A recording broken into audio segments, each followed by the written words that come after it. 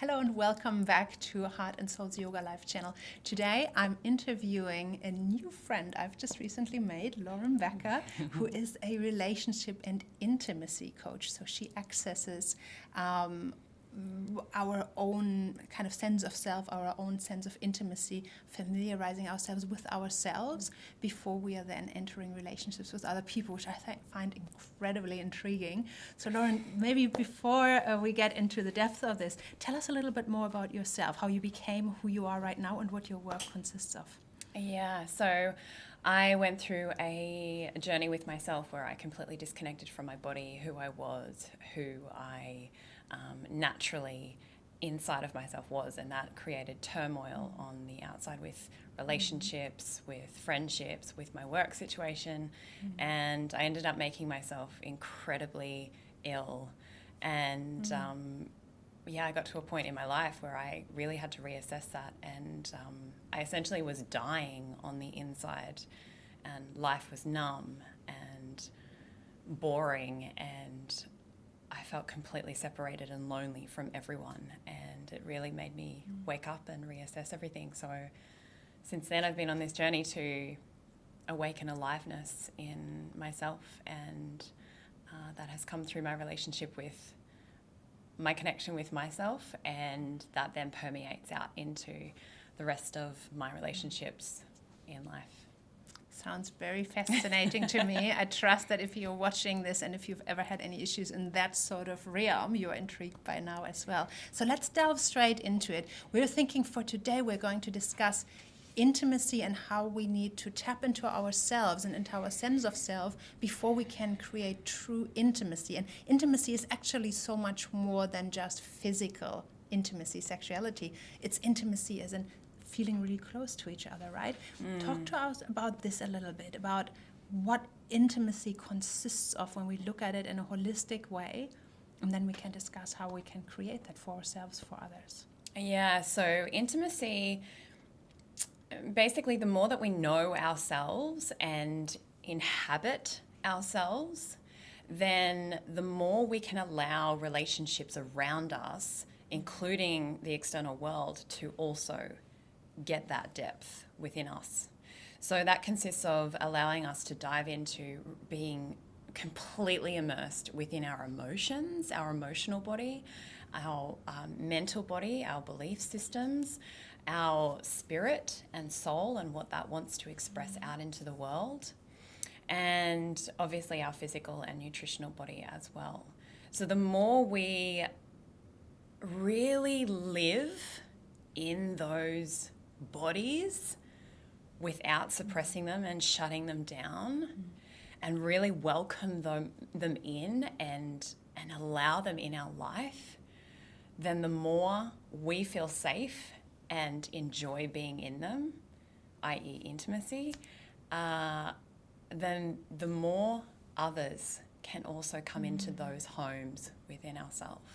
Yeah, and it sounds like there's true authenticity then in relating to someone else, because I don't know if you as a person who's watching this have ever had this where if you are trying to show up as the person you need to be for the other person, or if you're trying to be someone that someone else, or that you assume someone else wants you to be, it's like you're twisting yourself into a pretzel, and it's not sustainable to keep that up. So then you are kind of a fake version of you and you're wearing a mask.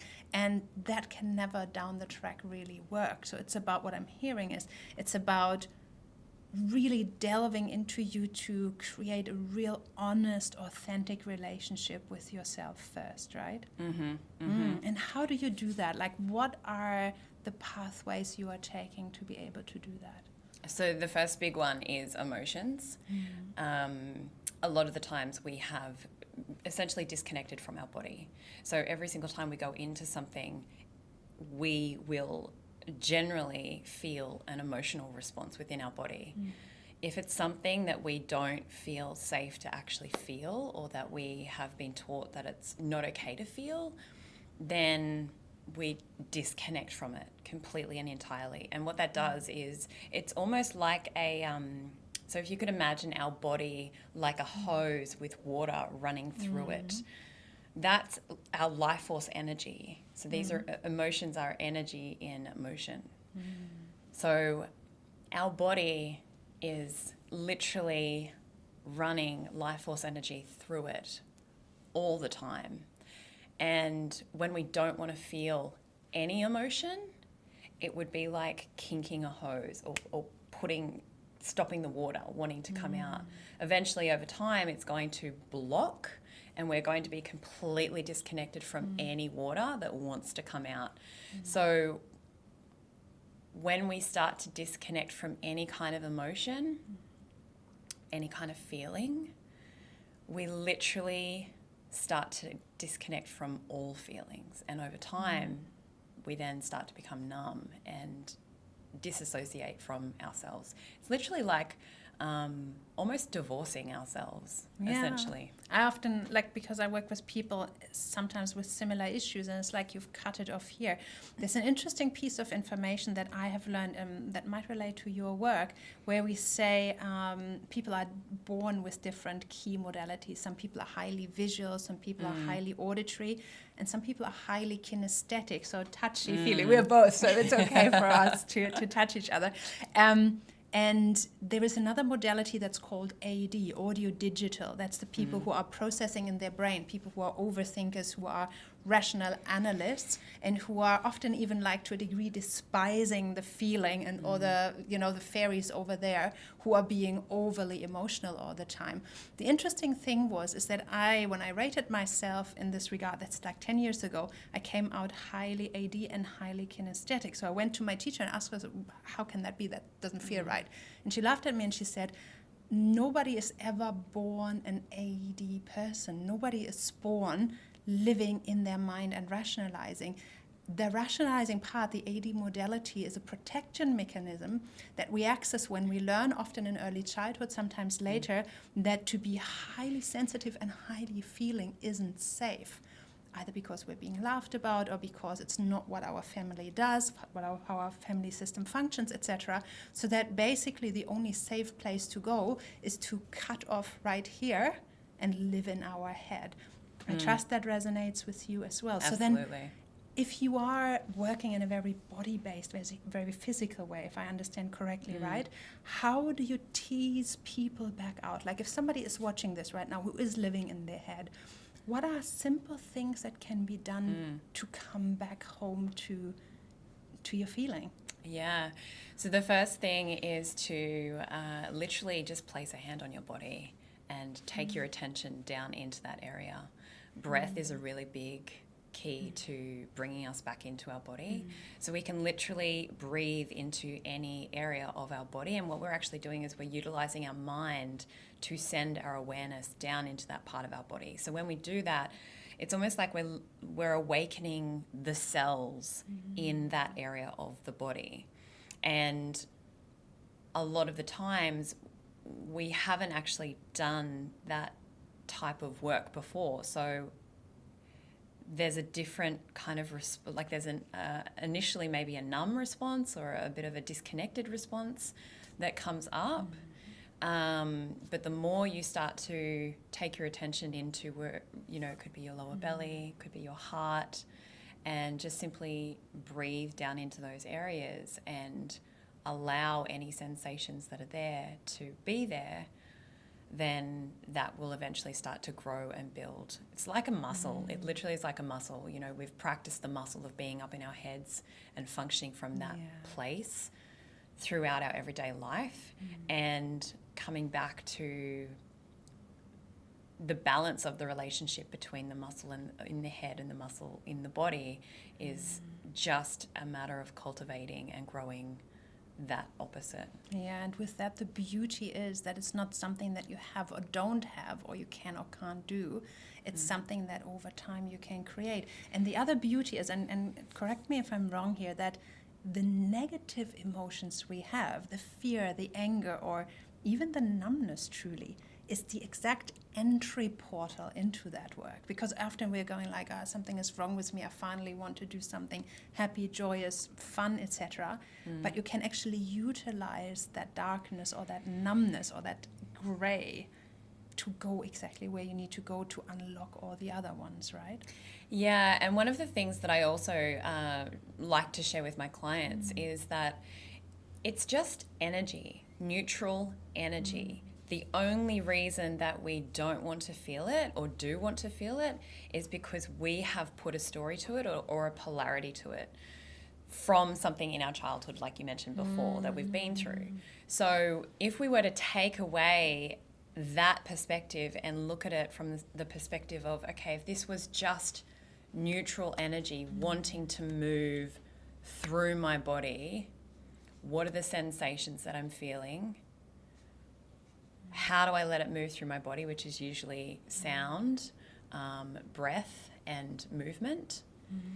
And how do I just allow that to move? Because I feel like that's one of the biggest things that we get stuck on is this is good or this is bad. But actually it's completely neutral. Fantastic. So the labels and the narrative we are creating. Yeah. So what would be an example like of a standard client that you see? Where would a person be at in their life when they come to you? Without obviously naming specifics. Yeah. So I feel like it, a lot of the times I work with mostly women. I do have some men who come and work with me as well. But the majority of the clients that I work with have either done a little bit of work and know a little bit around their emotional body or their body in general. And they've kind of hit a wall where they don't really know where to go, because a lot of the times they've done, NLP, or they've done a lot of mind-based practices, but they haven't allowed themselves to truly inhabit their body.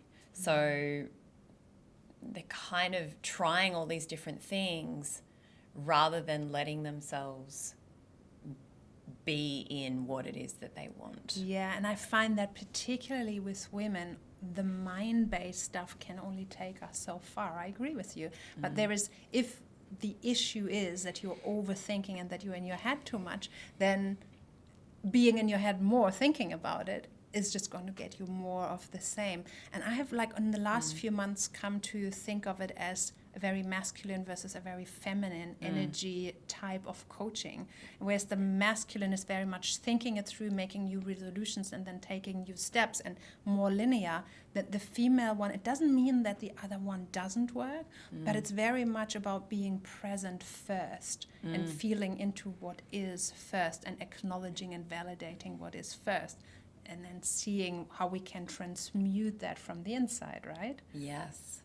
Exactly. So if a woman comes and she feels, I guess, probably disconnected in her relationships, right? If you are out there as a relationship coach, I guess that's probably the majority of people who come to see you are when it comes to intimacy issues in their relationships, right?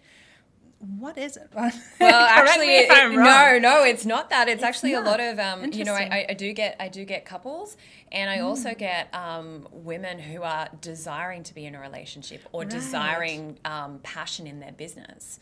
So there's an element of disconnect there, but it shows up in different ways.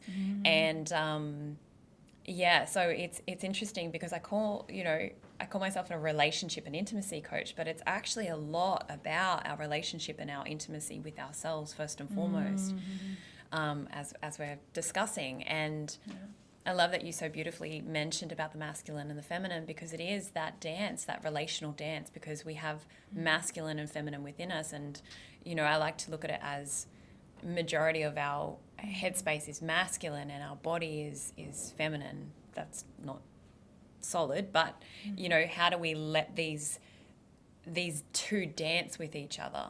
Because it's a relationship, exactly like a relationship in the external world. That's the exact same relationship in our own body. And we need to be able to have that dance at all times, because there's not one time where we're solidly focused and just in our masculine.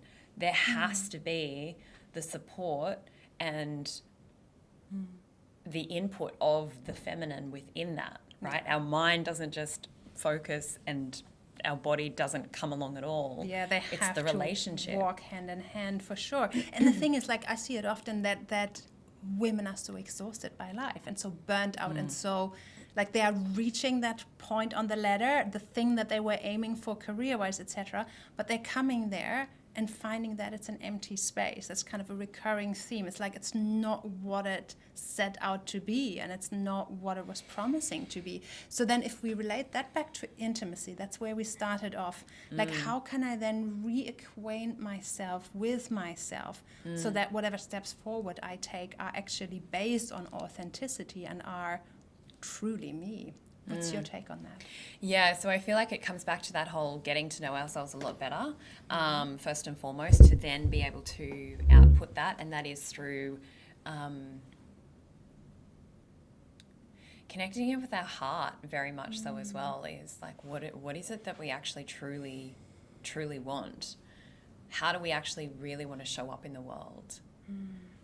And a lot of the times when we can, you know, if we're first starting off doing this, then it might feel a little bit disconnected and a little bit numb, but the more we do it, eventually we start to be able to drop into a tiny little, almost like a thread of energy that moves within our heart and moves as we think of something and wants to move us.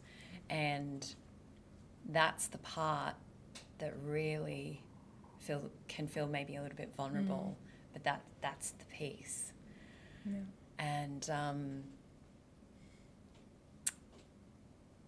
when we can take action from that place, aligning with that piece, and it might not even necessarily be in business, it might just be having more honest conversations. It might actually just be taking the time to feel what it is that we're feeling. It doesn't have to look grand. When we can start to take those smaller steps, eventually what happens is we begin to start to feel a lot more nourished in what we're also receiving back and allowing ourselves to experience. Yeah, that sounds amazing. So then, again, if we're looking at first steps, if somebody wants to do a little exercise or work on themselves, like what could be a simple thing that people could take away from this video today to reacquaint themselves with themselves and to be intimate with themselves again? Maybe something it's possible to do every day. Yeah, so place a hand on your heart and close down your eyes. Anytime you close down your eyes, you take out the mind and send your breath and your attention down into your heart space and notice what maybe sensations, notice what feelings are moving through your heart. And you might notice maybe there's popping, maybe there's tingles, maybe it feels warm.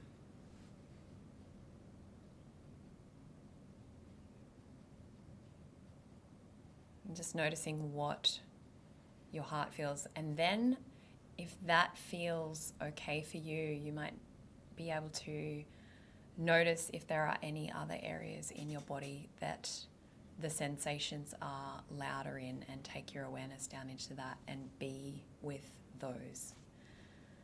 So the more that we can just let ourselves feel and embrace that, that's going to grow.